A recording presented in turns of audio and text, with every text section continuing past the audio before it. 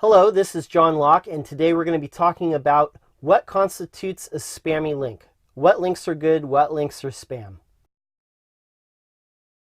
There are different levers that we can move in SEO to make your rankings go up or down. Now, most of you understand that content and keywords and how many keywords are in a page probably has some effect.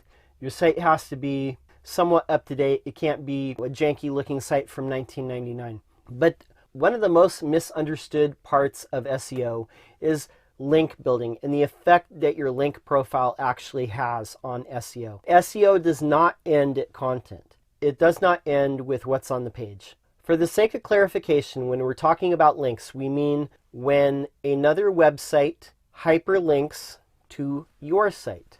Most of you will already have some basic links. So if you have your social media account linking to your website, if you have a profile on the Better Business Bureau or Manta or maybe your local Chamber of Commerce, those all usually link back to your website. Those are good links to have. Larger brands usually have more links coming into their site, and smaller, more localized brands usually have less. Google expects to see certain types of links, like we just mentioned, the Chamber of Commerce, your business profile links on Yelp or the BBB, or your social media. Those are things that Google expects to see, and even smaller brands, it expects to see these types of links. So those are good links. Those are the types of links that start to establish you as a brand. So in most cases where there's competitive keywords or a competitive industry, you're going to need more links coming into your site than your competitors to be able to do battle with the biggest brands in your vertical. It is not a mystery that large brands usually have thousands, if not millions, of links coming into their site, and smaller brands usually have not that many. Since the beginning of search engines, they have used links as a sort of proxy for determining how relevant your brand is to your industry, or whether a specific page maybe should go up in the rankings or not. Think of links that come into your site as a vote of confidence in that page. So if Google sees other people linking to a specific page on your site, maybe that page goes up in the rankings. Now, not all links are created equal. This is where we're talking about spam links versus good links, and where a lot of the confusion sets in.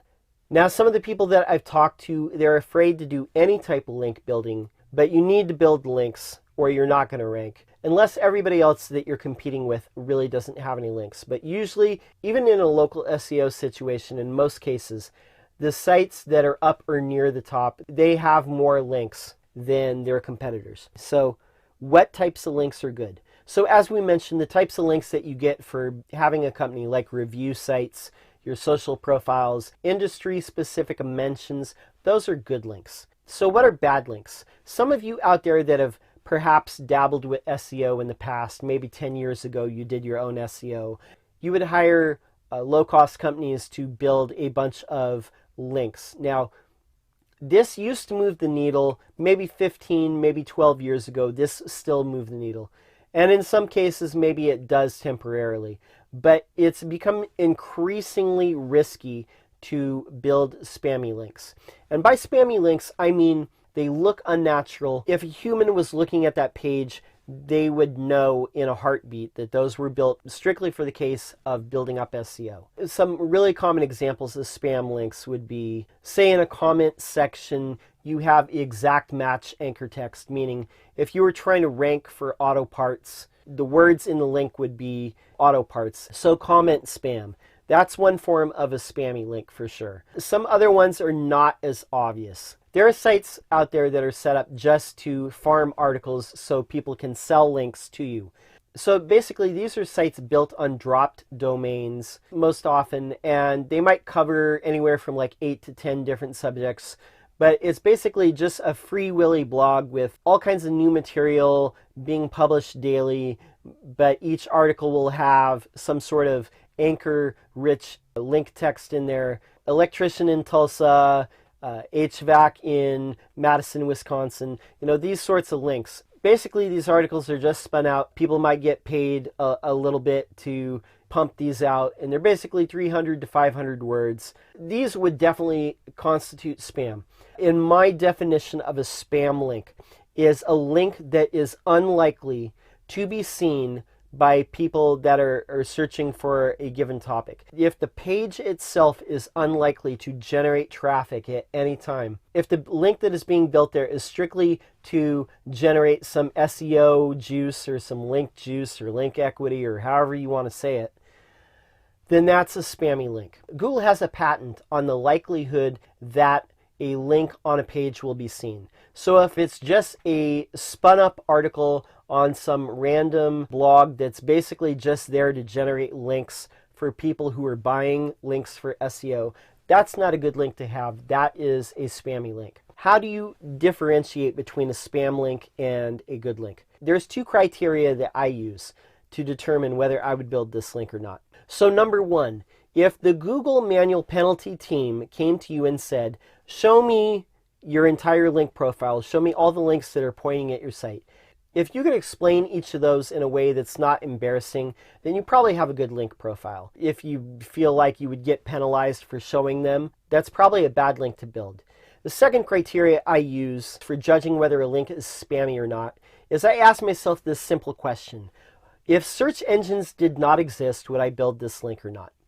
So if the answer to that question is yes, then that link is probably fine. Let's say that your business is Joe's Factory, and you have a friend that's in a related but not the same industry, and they have a website, and they say, here are some of our strategic partners or people that we recommend, and they link to Joe's Factory on that website. That's a good link to have. That's a natural link. So another thing that there's a lot of confusion about is when it comes to press releases. I've had a couple people that I've had this discussion with in the last 6 months. I don't feel that press releases are spammy links because, for one, you're not releasing press releases for the sake of building links. Most of those links are what we call no-follow, meaning that Google doesn't follow them and pass link equity through them. But press releases, what they do is they build up brand awareness. Much how you see the Apple Store build stores in the mall, that's not really to sell Apple products as much as it is to build brand awareness. Maybe you see Nike build standalone stores, or you see other companies building standalone stores.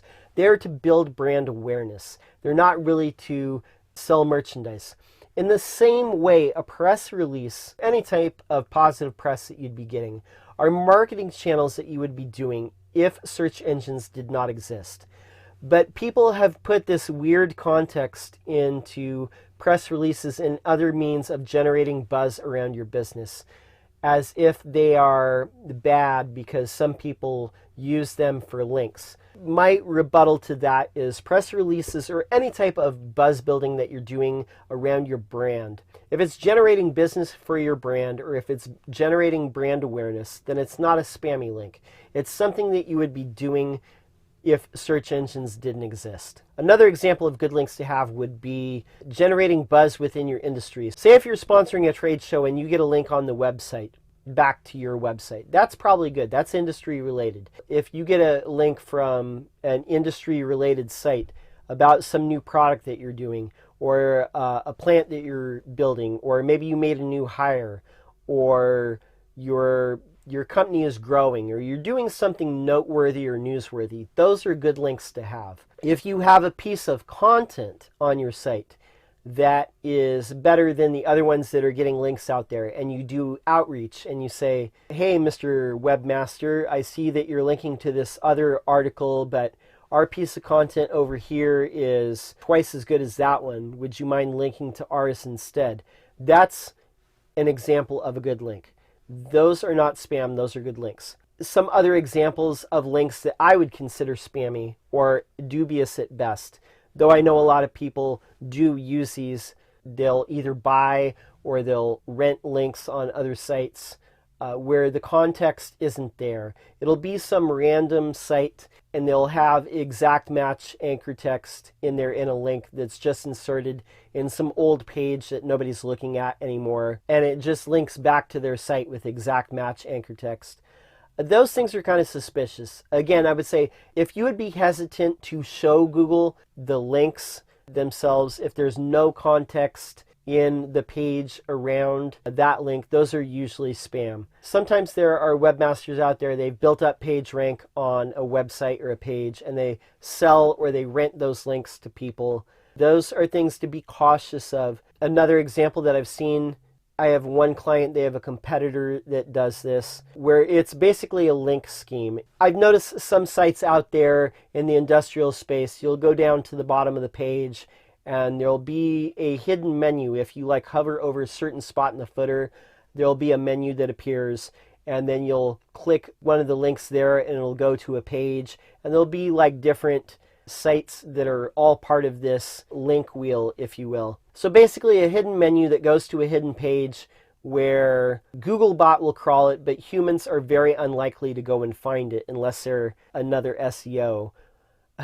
There's basically link wheels going around with different companies. That's a dubious link, and that's something that you want to avoid because, again, I'm seeing that Google is slowly devaluing those types of links because they are aware of them. Just be careful where you get links from. You want it to look natural. You want to get links from pages that are going to drive traffic from qualified customers. In my book, any type of good link falls under these criteria. The page itself is probably going to get traffic at some point. It's a link that you would build to generate traffic or business if search engines did not exist.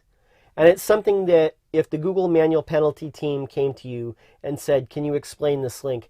You wouldn't be like, You'd basically be able to explain it. To recap, good links would be the ones Google would expect you to have as a brand. Any of your review profiles, your social profiles, directory listings, mentions of you in the news for doing something newsworthy, mentions of you by strategic partners, events you've sponsored, events that you've shown up at, and links that you've earned for creating great content that answers questions. Examples of spammy links would be comment spam, article farms that exist just to generate links, private blog networks, hidden or cloaked pages that may or may not be part of a link scheme. Any link that you buy or rent strictly for the means of passing link equity, or any links that are unlikely to be seen by human eyes, but they're strictly there for Googlebot to try and pass link equity. I'll add this too. Any link that's industry related, likely to be seen by humans, likely for your target customers or audience to see it and have a possibility of them clicking it and going to your website, those are good links. Any link that you would build to generate business if search engines did not exist, in my eyes, that's a good link. Any link that you're building strictly because search engines exist, that's perhaps, gray or black hat. Probably not a great link. Okay. If you have an SEO question that you'd like to see us answer, go ahead and leave it in the comments below. We'll answer it out in a future video for you. We're making new videos every week, so if you're getting value from this channel, please subscribe. My name's John Locke. My business is Lockdown Design and SEO, and we help manufacturing and industrial companies generate more organic traffic in Google and Bing. And as a result, they get more requests for quotes. Until next time, peace. All things that are hidden shall be revealed.